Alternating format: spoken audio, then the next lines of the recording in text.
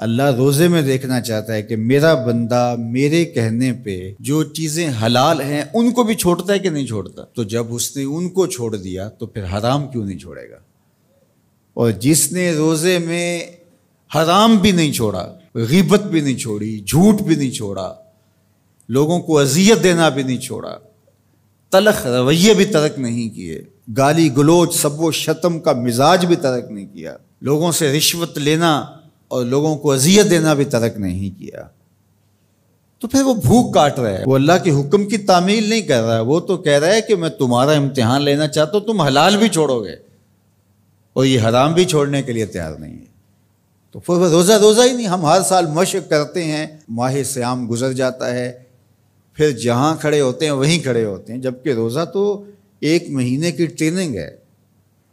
1 مہینے کی ٹریننگ کے بعد ہمارے عیب جھڑ جانے چاہیے، ہمارے گناہ دھل جانے چاہیے، ہمارے اندر کو تقوی کے نور سے مالا مال ہو جانا چاہیے. لیکن ہم نے مشق کی نہیں، ہم کام چور رہے. تو پھر نتیجہ کیا ہوا کہ جہاں کھڑے تھے وہیں رہے. تو روزے کا مقصد اتقاء کو پیدا کرنا ہے، اور ہر وہ کام جو اللہ کی ناراضگی کا ذریعہ ہے اس کو ترک کرنے کا نام تقویٰ ہے. اور اگر کوئی ایسا کام سرزد ہو جائے جو اللہ کی ناراضگی کا سبب اور ذریعہ ہے تو فوراً توبہ کی جائے، رجوع کیا جائے، ایسے امور بجا لائے جائیں جو اللہ کی رضا کا سبب اور ذریعہ بن جائیں.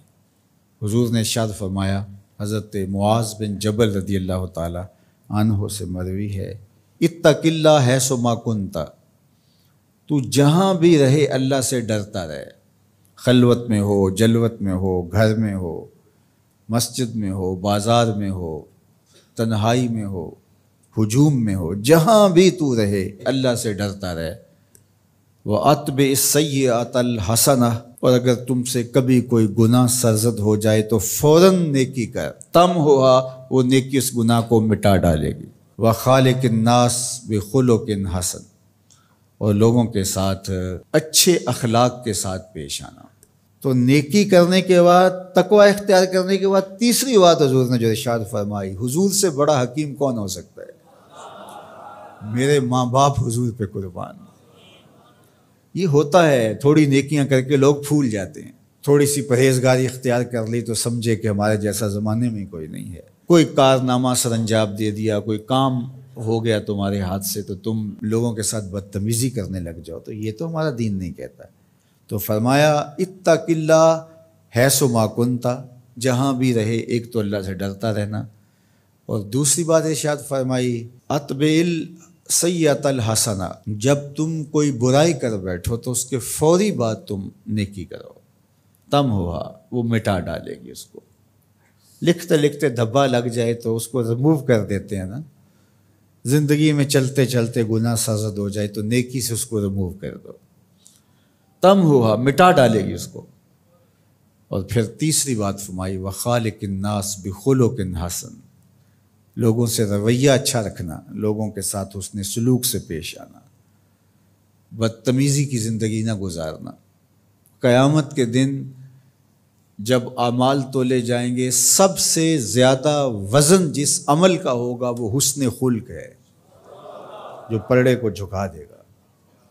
تو کبھی اپنے رویوں کو کھردرا نہ ہونے دینا. تو ہمارے رب نے ہمیں تقوی اختیار کرنے کا حکم عطا کیا، اور رمضان المبارک موسم ہے تقوی کے حصول کا. زندگی ثمر بار ہوتی ہے اور تقوی کا پھل لگتا ہے. روزہ تقوی کی نشأت کا ذریعہ ہے، روزہ پیدا کرتا ہے اتقاء. لعلکم تتقون اس پہ شاہد عادل ہے. تو اس لیے مجھے اور آپ کو جائزہ لینا پڑے گا کہ ان دنوں کے اندر ہمارے اندر کوئی تقوی پیدا ہوا ہے یا نہیں ہوا. میں اپنا جائزہ لوں اور آپ اپنے اندر ہی جائزہ لیں. ہم نے بھوک کاٹی ہے، پیاس گوارا کی ہے، رات تراویح بھی پڑھتے ہیں، تو کیا کوئی فرق پڑا؟ کوئی اتقاء کا نور نصیب ہوا؟ اگر نصیب ہوا ہے تو پھر مزید کوشش کیجئے بقیہ دنوں میں مزید نور نصیب ہو اور اتقاء کے اجالے حقیقت میں ہم پالیں. اور اگر وہیں کے وہیں کھڑے ہوئے ہیں، کوئی فرق نہیں سوائے بھوک اور پیاس کاٹنے کی اور یہ ذہنی تاثر کہ ہم روزہ رکھ رہے ہیں، اس کے علاوہ میں کوئی فرق نہیں ہے، ہمارے باطن میں کوئی تبدیلی نہیں آ رہی، تو پھر ہمیں دیکھنا پڑے گا پیچھے مڑ کے کہ ہمارے روزے بے روح اور بے نور کیوں ہیں، ہمیں اس پر توجہ دینی پڑے گی۔